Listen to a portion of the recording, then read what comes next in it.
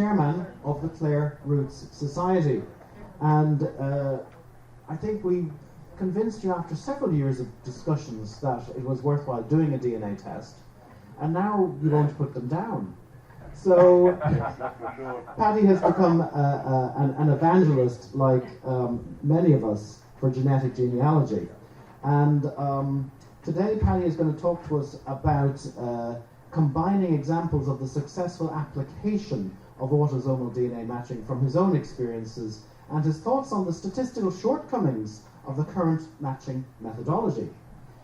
Examples will include how to use phasing and triangulation to either confirm or refute suspected relationships, often revealing unexpected double relationships.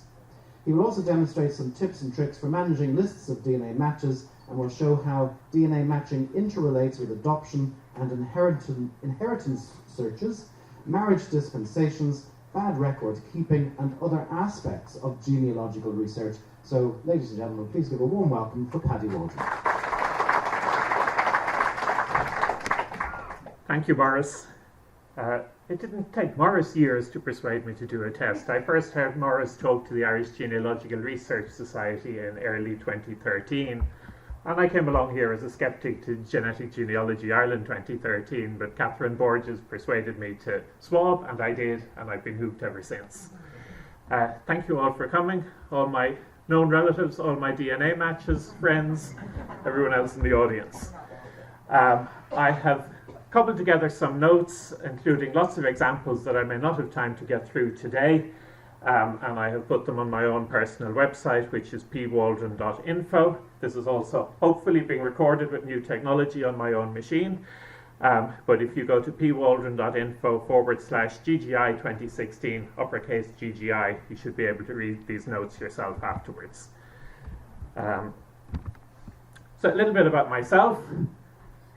I hope I don't look like I've been a genealogist since 40 years ago, but there are a few grey hairs appearing now, and I have rather a large database which I have on a website, just to show you my own family tree on my TNG website.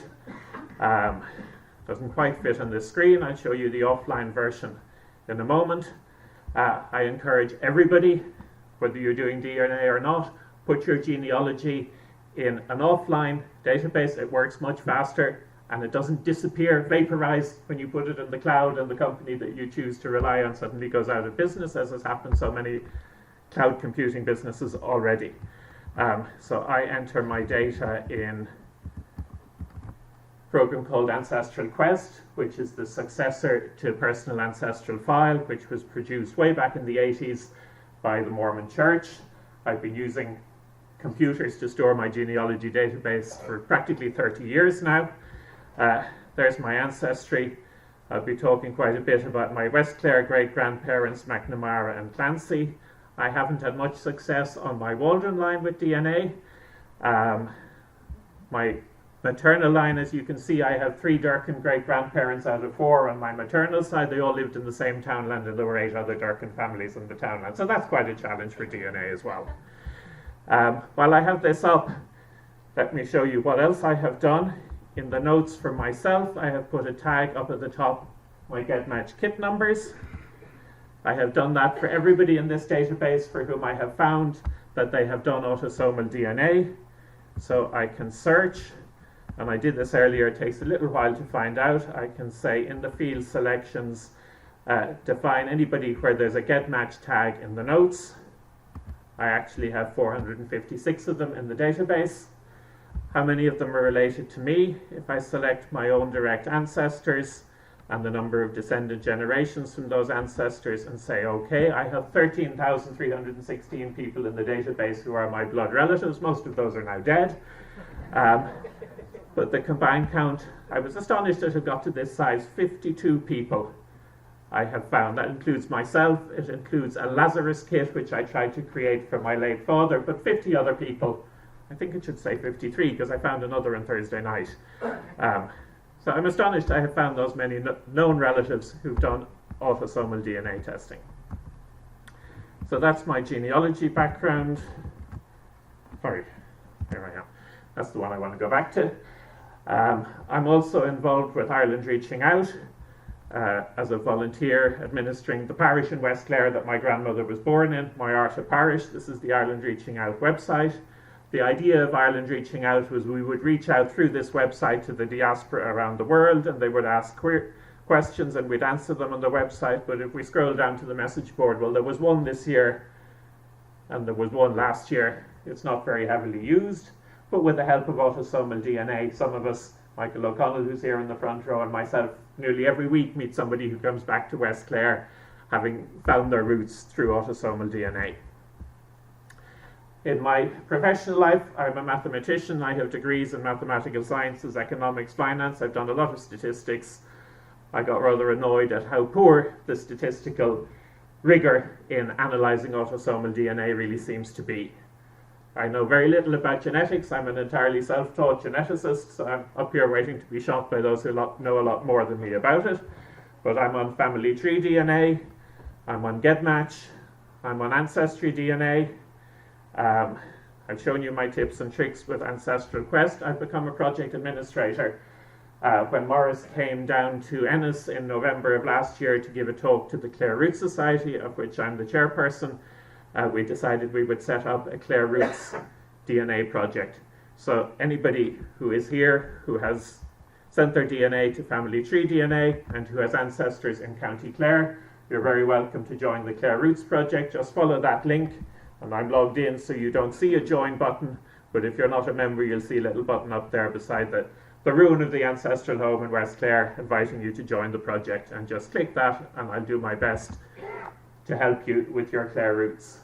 Just out of curiosity, how many people here are project administrators at Family Tree DNA? And how many of you are residing in Ireland? 3, and myself and Morris.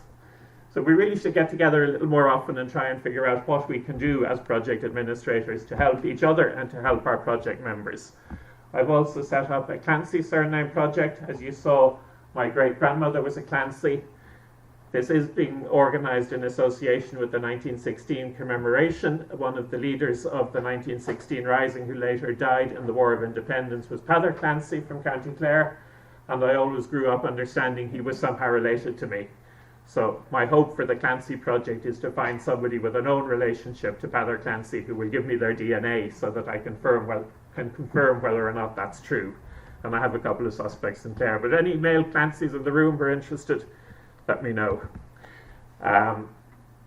So basically, this goes on night and day. We have people with Clare roots in the Antipodes, New Zealand, over in California, west coast of the US, and we do this night and day, and it's like the financial markets. There's somebody working on a West Clare DNA problem all around the clock.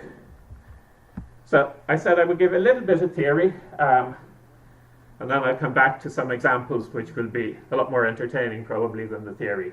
Hopefully on day 3 of this conference, you all know that we all have 22 pairs of autosomal chromosomes. And each chromosome we represent by a string of the letters A, C, G, and D, which represent different chemical compounds. I can just about drink with this mic on. In practice, we would, or in theory, we can see these long lists of letters. In practice, we can't actually unravel the paternal and maternal chromosome in each pair. We can just look in and we see pairs of letters. We might be an AC at one location, an AG at another location, and so on. Most of the locations in the chromosome were all identical. We're all A's, and most of the apes are probably A's as well. So for genealogy, we pick out the locations where it is known that within the human population, 2 or more different letters can be seen at that location. And they're called SNPs. The P stands for polymorphism. Not sure how many people here, like me, studied Greek in secondary school and know that poly means many and morph means shape.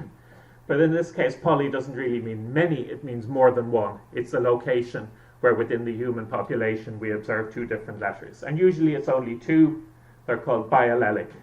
2 different values can be seen. And the problem with this is if you have somebody, you can only observe an AC. If I have an AC at location 123 and I want to compare myself with somebody else in the room, everybody else will either be an AC like me, an AA like me, or like not like me, or a CC not like me. And I might have got the A from a common ancestor with either the AA or the AC, and I might have got my C from a common ancestor with the AC or the CC. So it's not really possible to tell anything about a common ancestor from a location where you have two different letters. So the interesting places are where I'm AA and the other person is also AA. We both definitely have an A which could have come from a common ancestor. We didn't know that before we compared ourselves. The other problem with this is that an A that's shared by 99% of the population, or an A that's only shared by 1% of the population? If Patrick here and I have an A, or a double A, in a location where only 1% of the population has an A, that's pretty significant. That tells us that there's something going on there, we might be related. But if we go to another location and we're both CCs, and that's a location where 99% of the population has a C, well, it's not really a whole lot of valuable additional information. So I wish we had better measurements of the significance of these strings of half-identical locations that we look at. Unfortunately, we don't. I jump down, but all we really see is the number of locations that we have looked at where we cannot rule out the fact that we might have a common ancestor from whom we inherited one of the two letters we have. And the other length we have is the centimorgan length, which is basically an estimate of how far back the common ancestor might be. We have to work with those numbers. I met Mike Mulligan earlier. He said, we're looking for ideas for what Ancestry could do to improve things. They can give us a chromosome browser, but a little more powerful chromosome browser than what we get from the other sites, which actually tell us within each half-identical region how many places are we what I call mutually homozygous, and then within that, how rare or how frequent is the letter that we have at that location. So a few rules of thumb for what to do with the technology that we have. Everybody who sends their DNA, be it to 23andMe, Ancestry DNA, Family Tree DNA, and the new Living DNA, which launched recently and has a stall downstairs, please copy your results to the third-party getmatch.com DNA comparison website. It has far more powerful tools and useful tools than any of the websites of the companies that actually run the labs that extract the DNA from your DNA sample. If you have other DNA matches, please encourage and help them to copy their data to GetMatch. I've uploaded 7 kits this week for different people, some of whom are down there in the audience who were struggling with it. It's become an awful lot easier than it was. You do need a little bit of computer skill to save a file and upload a file. And it happens very fast. It used to take half an hour, and if you turned your back on it, it would crash, but now it's done in a minute or so. A lot of people talk to me about their DNA matches and their relatives, and they say third cousin. And I think, oh, you have a paper trail to this person, and you know you have common great-great-grandparents. Please distinguish when you're talking about the estimated third and fourth cousins and fifth cousins that you get from the DNA companies. They're very crude estimates. There's a very weak correlation once you go beyond about third cousin between the amount of DNA you share with a person and your actual genealogical relationship with that person. I think it's commonly agreed that there are biases in the estimated relationships. In the Ancestry DNA estimated relationships, most people find that the true relationship, when they discover it, is a little bit closer than the estimate. For the Family Tree DNA estimated relationships, most people find that the true relationship is further out than the estimated relationship. So don't jump to the conclusion that those estimates are correct. So I like to concentrate on the bigger half-identical regions, as I call them. They're called blocks, segments, all sorts of other words, which I find a little bit misleading. When I first got my results back 3 years ago, I looked at my list of, I think it was about 400 matches at that stage, and I saw 2 names that I recognized, and I have no idea how I'm related to either of them. And in one case, I have a slightly better idea because of people who submitted DNA subsequently. The other is Jared Corcoran, who spoke earlier in the week, who's down here in the front row. So I said, I just picked this as an example. And I want to show you how much noise there is in the total amount of shared DNA as well. So I set GetMatch to use the thresholds that family tree DNA uses when calculating total shared DNA, 500 SNPs and 1 centimorgan. And we have all these tiny little ranges, but if you eyeball down along, you'll see down here, there's two numbers that stick out. On chromosome 10, there's a 13.3 with 3,773 SNPs. That's not there by chance. That's there because there's a common ancestor. Somewhere way back, we have no idea. It could be 7 or 8 generations back, even at that level. All the rest is just statistical noise. You can ignore it. The other thing to look at in this one-to-one comparison, it's based on 677,571 SNPs, because we were both tested with the same chip that looks in all the same locations in our DNA. Ancestry is now using a different chip from family tree DNA. 23andMe, I think, has always used a different chip. You will see there might be only 300,000 or 400,000 used in the comparison. So you won't have so much of these noisy half-identical regions between 500 and 1,000, but you have a lot of noisy ones under 500 if you're looking at less. Also use the GetMatch Tier 1 facilities. Here's the GetMatch homepage. When you register and log in, you see how many users are online. There was only 55 when I logged in earlier on.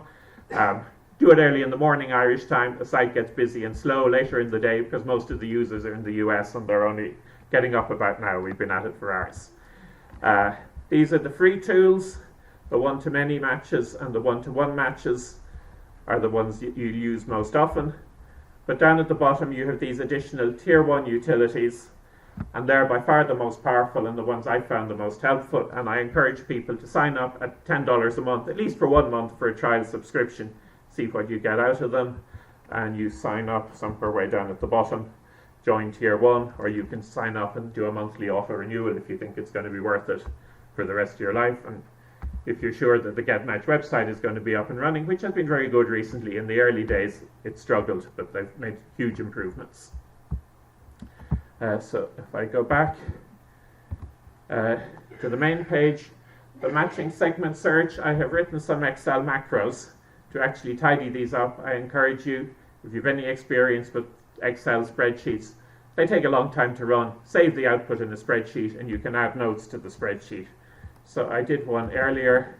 I can select that, I can copy it, I can go to my text editor, I can paste it, that gets rid of all the formatting, I can select it, I can copy it, and I can go back to Excel, and I can say on my personal menu, there's a thing there for matching segment search, paste that, it runs a macro, it pastes it in, it filters the columns, and I have even put over on the left-hand side a notes column where you can add notes about each match. So that helps you to be a lot more organized without using anything complicated. I won't save that for now, I'll come back to that later. If you want to use those macros, you can download them and you might have to fiddle around with them a little bit, or you can try and record a macro yourself. So ultimately what we want to do with these things is phasing and triangulation. We each have 22 paternal chromosomes, 22 maternal chromosomes.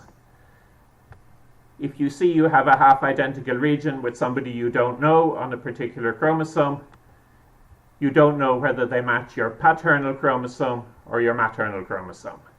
So you have to look for a third party where there's a known relationship on your paternal or maternal side, and they also match the stranger in the same region, and then you can say that's a paternal match or that's a maternal match. So let me go back to one that I opened earlier. This is my matching segment search. Here we are in chromosome 10. I matched Thomas Miller and Mary Piazza in overlapping regions at the start of chromosome 10. I don't know whether they match each other or not. The next thing to do to see, do all three of us have a common ancestor, is take that kit number, copy it onto your clipboard, take that kit number, copy it onto your clipboard, go back to GetMatch one-to-one comparison, one-to-one compare, This will probably say I've been logged out because I logged in an hour ago. So we'll go back and we'll log in again. That's the really annoying thing about getMatch, is it's very unstable in terms of logging you out if you use the back buttons or if you go away for a while. So we'll go back in and go to a one-to-one compare. And I have this lovely little tool that I recommend everybody use because you'll be doing these double copy and pastes all the time. It's called Ditto. It remembers everything that you had on your clipboard since you told it to start recording, and hopefully that will paste in the first number. And then I tab down and I go back to Ditto and I go down to the second thing on the clipboard and I paste that in. And usually I say, in case it's just under the thresholds, we look at everything, and I put in 501, and up comes where we were. I matched this person. They match each other in chromosome 1. I matched them on chromosome 10 at the start. They don't match each other at the start of chromosome 10. They both match me at the start of chromosome 10. That means one is related to my paternal chromosome, the other is related to my maternal chromosome. I don't know which is which, because I have no proven relationship to each of them. Another thing you'll find, yes, they do match each other. Then you have what we call a triangulation group. So we don't need that anymore. We'll come to that one later. A triangulation group is, here's my definition of triangulation group. Here we are. Sorry, I went down too far. It's a group of 3 or more people, all of whom match the others on the same region of the same chromosome. Therefore, that region of that chromosome came down to everybody in the group from a single common ancestor. So let me look at another spreadsheet with a lovely group I put together, a group of people from County Clare, some of whom I encouraged to swab myself, some of whom had done it already, some of whom were encouraged by various surname projects and clan gatherings. There's 5 people in this group: Bill, Carl, Oliver, Kevin and Ed. Bill and Carl live in America. I'm going to try and anonymize these things by referring to everyone by first names for privacy reasons. Bill and Carl are in America. They're known first cousins. Ed is in North America somewhere. He's their known second cousin once removed. So that's one group of known relatives. Kevin and Oliver are in Clare. We know they're third cousins. We don't know how they're related to the other 3. We know they have ancestral surnames in common. So here on chromosome 10 again, we have half identical regions, anything from 3 centimorgans up to 21 centimorgans between Bill and Ed from the American branch and Oliver and Kevin from the County Clare branch. They all overlap. Some of the overlapping regions begin at 127 million something, others end at 128 million. In the case of Ed and Kevin, you would throw that out as noise normally. It's only 3 centimorgans, it's only 500 SNPs, but because it overlaps with known relatives, it's highly significant. So this tells us these 4 people, 2 from an American group, 2 from a Clare group, must have a common ancestor, from whom some of them inherited 21 centimorgans, one of them only inherited 3 centimorgans, or 2 only inherited 3 centimorgans in common. The problem is the ancestral surnames. The group in America have 2 lines of Marrinan ancestry and 1 line of Clancy ancestry. Oliver in Clare has 1 line of Marrinan ancestry, 1 line of Clancy ancestry. Kevin in Clare has no Marrinan ancestry. He has 2 lines of Clancy ancestry. But by looking at the occupations and the locations and the dates, it quickly became obvious there's a Clancy ancestor common to all 5 of these people. They lived in roughly the same townland between Kilrush and Kilkee. The 2 Clancys, the 2 brick wall Clancy ancestors were both born in the first decade of the 1800s. They both appear in the early parish records for Kilkee, which unfortunately were never microfilmed, having children in the 1830s and into the 1840s with the same townland address. So we're pretty certain they were brother and sister. One married a carpenter, the other had several sons who were carpenters. The female had sons who were carpenters, the male had a son-in-law who was carpenter. They all lived in the same towns. So I'm happy to say we have found a common ancestor for two groups of people who did not know they were related, and they're only fourth cousins, all done through DNA. So that was my first example. The second example is the one that I put in the title of the talk, the ups and downs. I put downs with an E because that's how the surname is spelled in Clare. I told Morris this story a year ago tomorrow, and he said, I'm booking you for next year for GGI 2016. You can tell that story, so I'd better tell it. It's a story that involves a couple of births out of wedlock, as a lot of stories in the world of DNA do. DNA has really let the genie out of the bottle as regards adoptions or any family secrets. If you want to resolve those cases, if you want to meet the part of the family that was separated by adoption, DNA is the way to go. If you want to keep them secret, then don't put your DNA out in the public domain. So this was an amazing string of coincidences. I do an occasional professional genealogy job. I did an inheritance search for a man called Marnan who had died in 2014. I got to know his cousin who was one of the heirs, and he said, I have a pedigree of my mother's side of the family. Would you like a copy? And he gave me this 6 A3 pages of the Downs family of West Clare, and some of them were distant cousins of mine through other lines, so I was very happy to have it. Last year, within a short number of weeks, the 10th of June, I checked the post on Facebook. The Clare Roots Society was approached by a man who'd got a 50th birthday present from his wife of his first ever trip to Ireland to visit where his grandfather was born. And I forget, was it his grandfather, I think, actually died on a visit home to Ireland. That was the famous story of the man who was late for his own funeral. One of the very early cases where a man was flown from Clare to America to be buried in America, and the funeral was all set and the plane was delayed. And I think the funeral had to go ahead and he arrived halfway through or something. But anyway, 9 days after that, I went to GetMatch to check my one-to-many match list to see had I any new matches. And this lady called Dana Downs showed up with the biggest half-identical region I had seen so far with a stranger, 44.6 centimorgans in chromosome 12. And I said, she has to be closely related with something that big. I found a few bigger ones that I haven't managed to explain since then, so I sent her an email straight away, and it took about 2 days before I got an invitation to her family tree and ancestry, which was 3/4 very complete, but with a big blank. The 8th of July, about 3 weeks later, I get an email from somebody else who found me on GetMatch, Bill Brown. He matched my first cousin on the Mayo side, nothing to do with the Clare side of the family, but a small match, 10.3 centimorgans. And I said, why is he even bothering me about a small match like that? That's so far back, we'll never find the common ancestor. But I looked at his one-to-many match list, and here he was with Dana, who had contacted me a few weeks before. 2 very big half-identical regions, 30 centimorgans and 19 centimorgans. And I said, this guy's even more closely related to Dana than I am.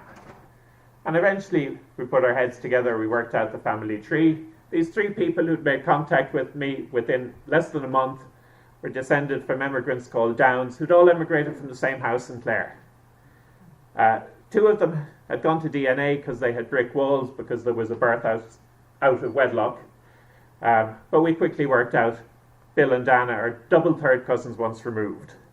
And my Clancy ancestors and their Downs ancestors were near neighbours.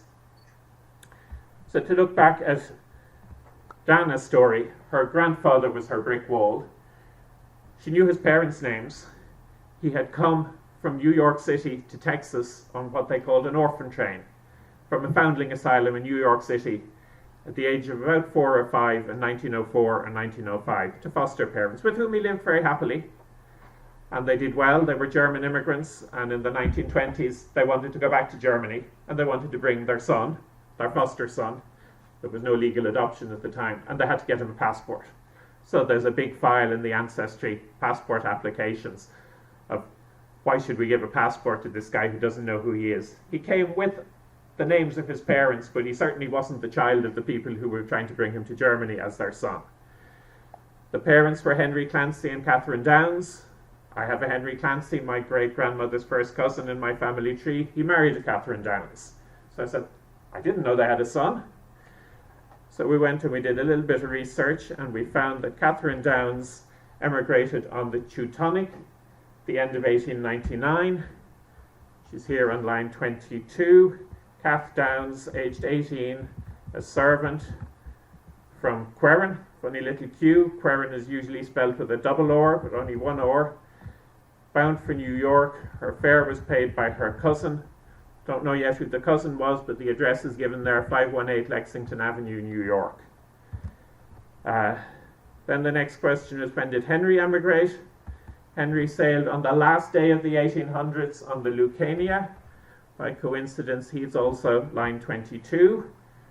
Handwriting isn't great. Ancestry transcribed it as Hewry, so we had to be a little clever with wildcards to find him. He's 22, male, single. Not sure what that says. Birthplace is given as Kilrush, which is the major town about 8 or 10 miles away from where he was born. He wasn't born in the town. He changed his destination. I think that scroll says Terre Haute, Indiana, because that's where they ended up. Paid his own passage. He was going to his cousin, somebody Healy in Terre Haute, Indiana. I still haven't figured out how he was related to the Healys, or the Haleys as they're spelled on the census. So what next? Raymond is born in January 1900. We find him in the New York Foundling Asylum. Sorry, I should have looked at the line number. Line 72, I want to zoom in, which is there. There he is, Raymond Downs. White male, January 1900. I think that says aged 4/12 or something. Those columns are all dittos. Unknown. Place of birth unknown. Place of birth of father unknown. Place of birth of mother unknown. But I have no doubt that Raymond Downs, born in January 1900, was conceived in County Clare. By the time he was born, both of his parents had gone to New York. And the New York Foundling Asylum was essentially serving the role of the mother and baby home for County Clare at that stage. Where was Kate Downs in 1900? She's in the census the same week, in the same institution as her baby, but enumerated on a different page. Line 91 down at the bottom here.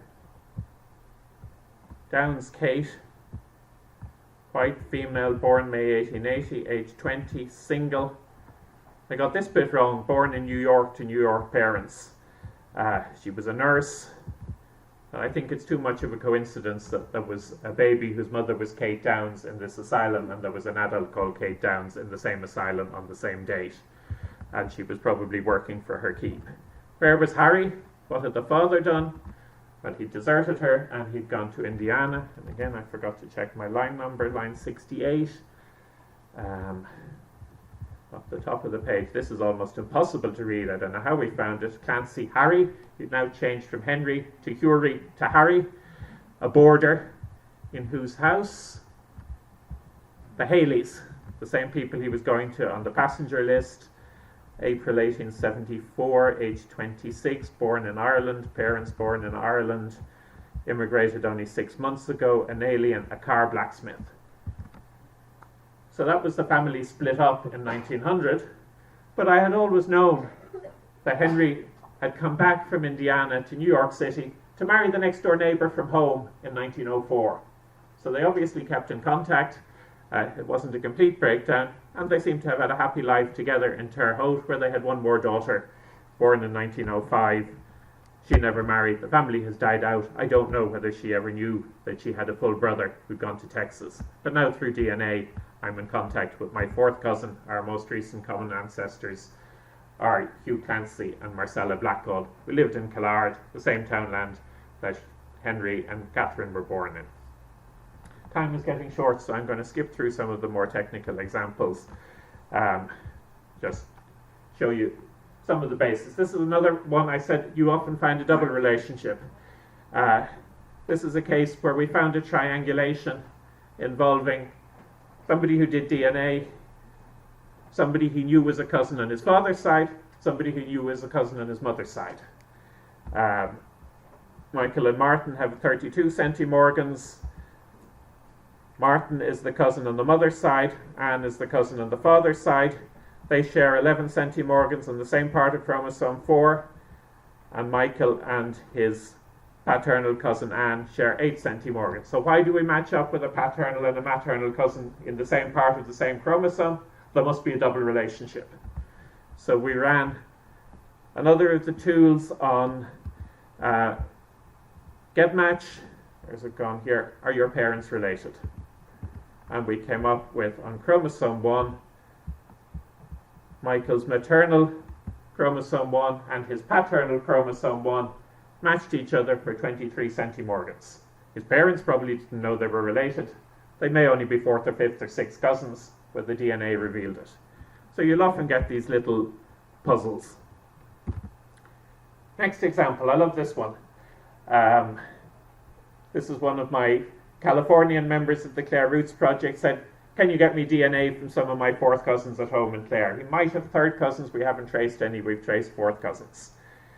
And the oral tradition that I took down years ago from one of my County Clare informants, who sadly is long departed, who had a brilliant memory for family history, was that there was a farm that belonged to an OD man, and he had 2 daughters, and one married a Connell and one married a Lynch, and he divided the farm up between them. And I actually confirmed that in the Tithe Allotment book, where I find Michael Lynch and Pat Connell living right beside each other. So we got DNA from Claire, who's descended from, her mother was a Lynch, and on the DNA databases we found a man called Ed, whose mother was an O'Connell, descendants of this same house, the same farm that was divided up in 1820. And they're 4th cousins according to the family tree, but they have this huge 50 centimorgan match. So we know that 50 centimorgan match, shared by the 2 4th cousins, descended from the 2 OD sisters, must have come down from those 2 OD sisters born, well, married around 1820, born around 1800. So we're going back into the 1700s practically here. So we look to see, did anybody else match Claire and Ed on this region where they match each other? And anybody who did must be related either to the original Mr. OD or his wife, whose surname we don't know. And we found this gentleman called Michael, and he matched both of them between 17 million and 38 million on chromosome 8, so bang in the middle for 26 or 27 centimorgans. And his name is Lynch. So we can be pretty sure from the DNA that he's descended from the OD couple, and because his surname is Lynch, we can be pretty sure that he's descended from the daughter who married the Lynch, not any of the other children. All he knew was that his grandfather was Eugene Lynch, born somewhere in Ireland, somewhere around 1869. We can now tell him, thanks to DNA, this is the townland and this is the farm that your Lynch ancestor came from. So Michael and his 3 siblings are coming over next month to Moveen to meet the cousins that they found through DNA. A few more adoption cases. My top match 3 years ago when I first got my results was a lady called Anthea in England. She was adopted as far back as 1938 in pretty horrendous circumstances, which I probably shouldn't go into. I've been working as hard as I can with her to find out, she was abandoned as a baby basically, to find out who abandoned her and who were her parents. And 3 years hard work later, we've got as far as we think we have found some second cousins for her. 3 people who are all descended from the same great-grandparents. Are almost certainly 2 of Anthea's 8 great-grandparents. There's a long way to go to find the other 6. There's a long way to go to find out which child or grandchild of the identified couple were her grandparents and her parents. Sometimes it's very easy. The next one was just ridiculously easy. Another of the active members of the Clare Roots Project lives in the Antipodes, we'll say. And again, he said to me, can you find me a 4th cousin in Clare that will provide a DNA sample? So I showed up. He said, I'm paying. I said, this gentleman is a bit tight with money. We really should try and make him pay. And he said, no. So I got his DNA. We sent it back. Results came back, uploaded to GetMatch. His top match turned out to be an adoptee looking for her birth parents. It took me less than an hour to tell her who her birth parents were. So I haven't gone public on that story yet, so I don't want to say anything more about it. Other story, a more complicated adoption story. Here in Ireland, my 5th cousin was adopted. I found him and his son through the DNA websites, and we compared notes, and things just weren't adding up. The information, the adoption agency, he was going through the adoption agency to try and unite the adoptee with the birth family. There were half siblings out there. And at the same time, he was working with the DNA information to see what he could find out if he didn't have the information from the adoption agency. And things just weren't adding up. And eventually, through DNA, he met somebody who's here in this room who was able to tell him, I know all the gossip from that area, this is what happened. This girl got in trouble with this guy, and that's where your father came from. And it fitted perfectly with the DNA evidence. So eventually the adoption agency came back and said, oops, we got our files confused, we gave you the wrong information, and produced a file which exactly tallied what had come up through the DNA and through the local gossip network. And of course everybody knew the story in the locality except the half-siblings, which is usually the case. This is another one that I've given several talks about before, but again DNA came to the rescue. There was an inheritance case back in the 1920s where a man called T.J. Talty died in Florida, leaving what became known as the Talty millions. It was never millions, it was right before the 1929 crash, so it was a lot less than millions by the time it was distributed, and a lot less, again, with apologies to the lawyers in the room, by the time the lawyers had taken their cut out of the estate. But ultimately, various hearings were heard and all the old people were interviewed and the family trees were put together, and it was decided that the nearest next of kin of T.J. Talty, who died in Florida, were his first cousins, scattered around the world. My great-grandfather was one of them, and they got some few pounds, quite a few pounds by the standards of the time, several £100s each. And I've always been interested in this story, and back in 2007 I found a girl in Australia, Christiane, asking questions about her ancestor, Mary Talty. T.J. Talty was the son of a Timothy Talty and a Margaret McNamara. He emigrated with his parents to Lowell, Massachusetts when he was a teenager. What's going on here? This is the marriage certificate that Christiane found for her Talty ancestor, bottom one on the page. Marriage in 1868 in Sandhurst in Victoria. Donald McCaskill married Mary Talty, bachelor, spinster. He was from Scotland, she was from Milltown Malbay, County Clare, 25 and 22, living in Kerrang in Victoria. Her parents were Timothy Talty and Margaret McNamara, and he was a storekeeper. So I scratched my head and said, could there really be two families with such an unusual combination of names? And my cousin found a file in the attic with all the papers from the inheritance case, and one document said the Taltys had a farm in the townland of Knockanulban, and they also had a shop in the town of Milltown Malbay, and they moved back and forth between the two, and some children were baptised in one parish and some were baptised in the other parish. And I said, I think the wrong heirs got the money, because if there was a sister in Australia with a dynasty of descendants, they were closer related than the first cousins. So Christiane eventually sent in her DNA, and we compared it with myself and my first cousin Anthony, who's down there somewhere. And in her top 4 matches, when we sort them by longest block, were Anthony and myself. So I've no doubt now the wrong heirs got the money, and that Christiane is our 4th cousin twice removed. We all match on chromosome 9 between 85 million and 103 million. And this is what shattered my faith in the ethnicity estimates that we get. She has her two of her 4 top matches are 100% British Isles according to family tree DNA. Christiane is an amalgam of many different nationalities, 47% Eastern Europe, 43% Western and Central Europe, 7% Finland and Northern Siberia, 3% Asian Minor, no mention of British Isles. So your relative matches can have completely different ethnicity estimates from your own ethnicity estimates. And again, there's a double relationship there, which I don't have time to go into. But the DNA doesn't always tell the truth, or at least you can twist the DNA to tell stories that come out not to be the truth. My paternal grandfather had a Ket ancestor from East Clare, from 6 Mile Bridge. And there's a Ket family that I know in West Clare around Kilkee. So this man called Joe showed up as a match to me. I knew his mother, who was a cat, and we matched for 10.5 centimorgans in chromosome 18. And I knew his cats were in West Clare for umpteen generations back, mine were in East Clare, so if there was any relationship, it was going to be quite distant, and this was all we might expect. And Cat was our only common surname, so I said, great. And there's actually another little bit of evidence from traditional genealogy. There was a famous lady called Georgina Frost who took a case for her right as a woman to be a clerk of petty sessions all the way to the House of Lords in the 1910s up to 1920 and got the law changed. And she was elected by the local magistrates to the position of clerk of petty sessions 3 times. And the nomination was sent to Dublin Castle, who sent it back and said, this isn't good enough, you can't elect a woman, have another election. And they elected her again and again, and eventually she got her job.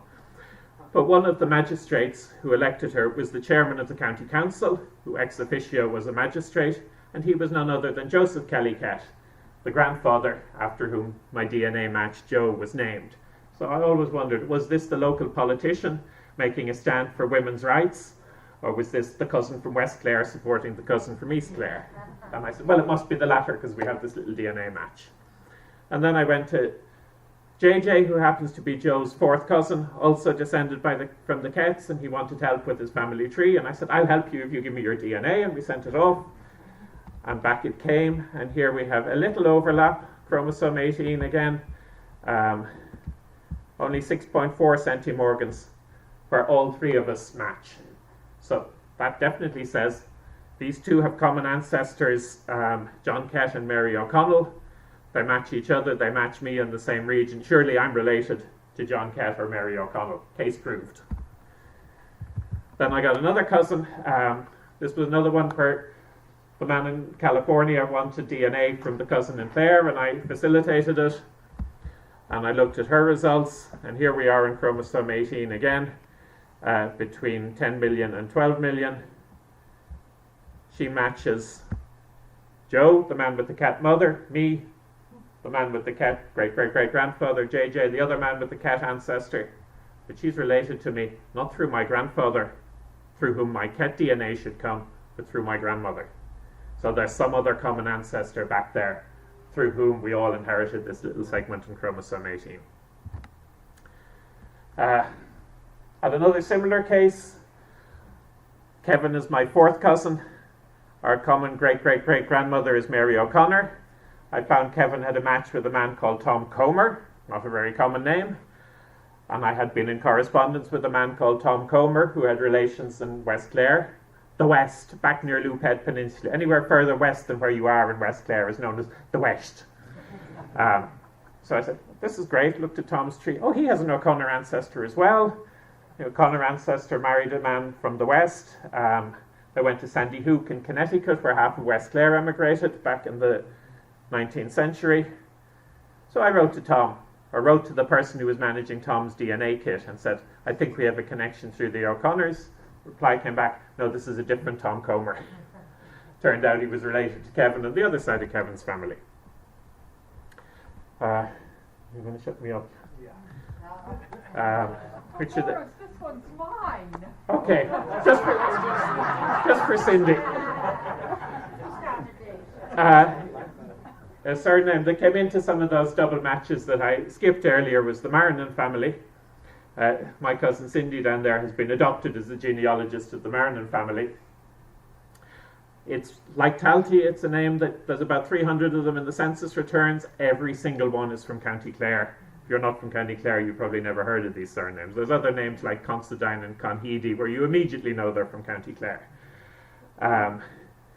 The homeland is supposed to be a townland called Curracodee. Micheál Marrinan is a great traditional musician. He's written a song called Between Milltown and Sweet Ennistimon because he was so fed up of explaining where Curracodee was. And there are other branches further south, down towards Kilrush area, townlands of Shra and Kilmacduan. And I talked to another great musician who's a Marrinan descendant. There's obviously a musical gene in the family. And he said, well, we always heard 9 brothers left after the famine and came south, 2 or 3 parishes south, towards Shra and Kilmacduan.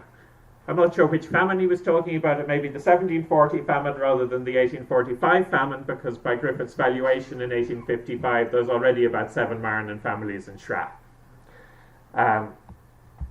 but we can find remarkably large segments of DNA which persist through many, many generations. Megan and Teresa are both Marnon descendants. One is from the townland of Shra. Well, they're both in America, but one's ancestor can be traced back to Shra, to a Peter Marnon. The other can be traced back to a completely different Peter Marnon in Kilmacduan. They're not the same man. They're both called Peter. They're obviously not brothers. They may be first cousins or uncle and nephew or something. These two ladies are no closer than sixth cousins, but they have a 69.5 centimorgan segment of shared DNA at that distance. We're pretty sure that it's not from any more recent common ancestor that it has come down through the Marnons, maybe all the way back to Curracodee before the 1740 famine, for all we know. I'll show you this matrix. This is the Reedy dynasty. This is a comparison matrix from GEDmatch. Everybody except the person in the first row and the first column is a proven descendant of a Michael Reedy and a Margaret Maloney who lived in Tullycrine between Ennis and Kilrush in County Clare. I was going to ask you who's the odd one out, and I told you who's the odd one out. The one in the first row and the first column is in New Zealand. She has a death certificate for her emigrant ancestor Daniel Reedy, which says his father was another Daniel Reedy, and his mother was a Margaret Maloney, presumably another Margaret Maloney. I don't think, looking at those numbers, that we're looking at somebody who is more distantly related to everybody in the inner columns than they are to each other. I think the death certificate is wrong, and that the father was Michael, and that she's from the same family. But that just shows you how many people we now have for couples who lived in the mid-1800s on the DNA database. Some of those I recruited, some of them recruited each other, some of them we just found as DNA matches and were able to give them a couple of extra generations back to the common ancestor. I'll skip the marriage dispensation stories. DNA is a bit like the marriage dispensation. Anybody who's gone through Irish Catholic marriage registers will see obtenta dispensazione in quarto et quarto grado consanguinitate, etc. So you know you have two ancestors who were third cousins who married each other. But where's the piece of paper that sets out the family tree telling us who were the common ancestor of the two third cousins who wanted to marry? It's a bit like DNA. You're just scratching your head and wondering, is there a document somewhere in a diocesan archive that will tell me these details? And just to show my faith in ethnicity has been completely restored since I started recruiting people in West Clare. I can now tell you by looking at a list of DNA matches, that person's 100% West Clare. I got a result for a man during the week who we don't have much of a family tree for. He's in his 80s and his great-grandparents were all married before civil registration. I looked through the top 30 matches, the first page of family tree DNA matches. There were 7 people that morning that I knew, and I had an appointment to meet another of them visiting from America that evening, so that made 8. 6 of them were people I swabbed myself, got their DNA myself, but only one of them is a man that's a known relative of the person whose DNA results have come in. We still have to figure out exactly who the common ancestor is with the other 7, but they're all West Clare DNA. And I did these calculations some time ago, worked out from the population of Ireland 12 generations back and a little bit of statistics. I think any 2 Irish people have a 95% chance of being 12th cousins or closer. I think if you narrow it down to a county like County Clare, it's a 95% chance we're 9th cousins or closer. If you narrow it down to a little narrow area like an island or like the Loophead Peninsula, everybody married somebody from within 10 miles, and most of that 10-mile radius is either the Shannon Estuary or the Atlantic Ocean. There was a very small pool to choose from. I think we're probably all 5th or 6th cousins or closer. There's even one lady in the Clare Roots project who, when I looked at her matches with other people within the project, when that worked, the advanced matching has been broken on family tree DNA for weeks, she matched more than 10% of the people within the Clare Roots project. In theory, we're only supposed to match about 10% of our 5th cousins. So I think the inference is she's closer on average than 5th cousin to everyone else in Clare. And there's a great story that Mark Humphreys of Dublin City University came and talked about in Killaloe for the millennium of the Battle of Clontarf a couple of years ago. We're all descended from Brian Boru. We had the male line representative here for the first 2 days, Conor O'Brien, the present Lord Inchiquin. But if you think back 30 generations, 10 generations back, you have 1,000 ancestors in your family tree. Another 10 generations back, each of those has 1,000. That's 1,000,000 slots to fill. 30 generations back to Brian Boru, another 1,000 each. That's 1,000,000,000 slots to fill in your family tree. There's going to be a lot of repetition. Anybody who was around 30 generations back and has descendants today is an ancestor of everyone today. So DNA may just be telling us a little bit more than what we know anyway. We're all related. We all have common ancestors. Great. And Thanks, if you want Paddy. any further reading, there's a link there at the bottom to my general document on everything I've learned about DNA in the last 3 years. Paddy Waldron.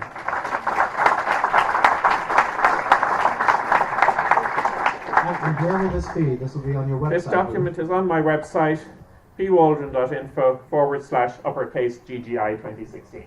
Now, Paddy, you'll be around for the rest of the day, so if I'll you be have around. questions for Paddy, then please do come up and ask him. Unfortunately, we're a little bit over time, so we're going to go on to the next presentation in the next 2 minutes. But thanks, Paddy, for a wonderful presentation, and it's great to see West Clare being connected genetically in ways that we probably never imagined about 3 or 4 years ago, so thanks very much.